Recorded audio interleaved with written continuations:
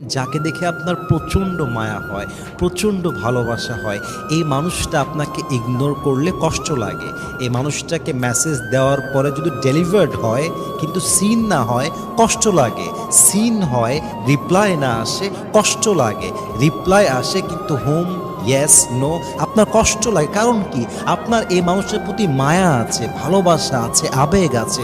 যতক্ষণ পর্যন্ত মায়া থাকবে আপনার এক্সপেকটেশনটা কমবে না। আর যতক্ষণ পর্যন্ত মানুষের মনে আশা থাকে আরেকজনের থেকে, মানুষের জীবনটা খুশি হতে পারে না, সুখী হতে পারে না। আশা যত বেশি, কষ্ট তত বেশি। আশা যত কম, কষ্ট তত কম। যাকে দেখে যত বেশি আপনার মায়া হয়, এই মানুষটা আপনাকে তত বেশি কষ্ট দিয়ে ভাঙবে। আরে মানুষ তো এমন প্রাণী, যদি আপনি মানুষকে বলেন যে তোমাকে ছাড়া আমি বাঁচতে পারবো না, মরে যাব, মানুষ এত বেঈমান যে আপনাকে শেষ পর্যন্ত মেরেই ফেলবে। ঠিক কিনা বলো না আপনার সবাই? এজন্য কখনো কোনো ব্যক্তির প্রতি অতিরিক্ত মায়া রাখবেন না।